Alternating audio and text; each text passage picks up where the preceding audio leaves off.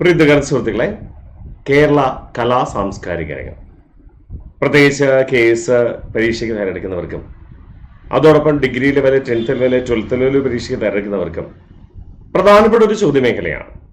കുറേയധികം പഠിക്കാനുണ്ട്. കലാരൂപങ്ങളാണ്. കലാരൂപങ്ങൾ, പ്രാദേശിക കലാരൂപങ്ങളുണ്ട്, അതുപോലെ തന്നെ ക്ലാസിക്കൽ കലാരൂപങ്ങളുണ്ട്. ഇവയൊക്കെ കൺഫ്യൂഷൻ ഉളവാക്കുന്ന കാര്യവുമാണ്. പക്ഷേ വസ്തുനിഷ്ഠമായി ഒരു ദിവസം കുറച്ച് കാര്യങ്ങളൊന്നും പഠിച്ച് മുന്നോട്ട് പോയാൽ പതിയെ ഈ ഒരു ചോദ്യമേഖല നമുക്ക് പിടിച്ചെടുക്കാം. കേവലം 3 മുതൽ 5 മാർക്ക് വരെയാണ് PSC പരീക്ഷകളിൽ ആർട്ട് ആൻഡ് കൾച്ചർ മേഖലയിൽ നിന്ന് ചോദിക്കുക. പക്ഷേ PSC പരീക്ഷകളിൽ ഓരോ മാർക്കും റാങ്ക് നിർണയത്തിൽ വളരെ വലിയ പങ്കാണ് വഹിക്കുക. അത് 1 മാർക്കാണെങ്കിൽ കൂടി അത് ഏറെ വിലപ്പെട്ടതാണ്. ഒരുപക്ഷെ നിങ്ങളിൽ ആരെങ്കിലും PSCയുടെ റാങ്ക് ലിസ്റ്റിൽ ഉൾപ്പെട്ടവരാണെങ്കിൽ നിങ്ങൾക്കറിയാൻ കഴിയും 1 മാർക്കിന്റെ വില. 1 മാർക്ക് എന്ന് പറയാൻ കഴിയില്ല.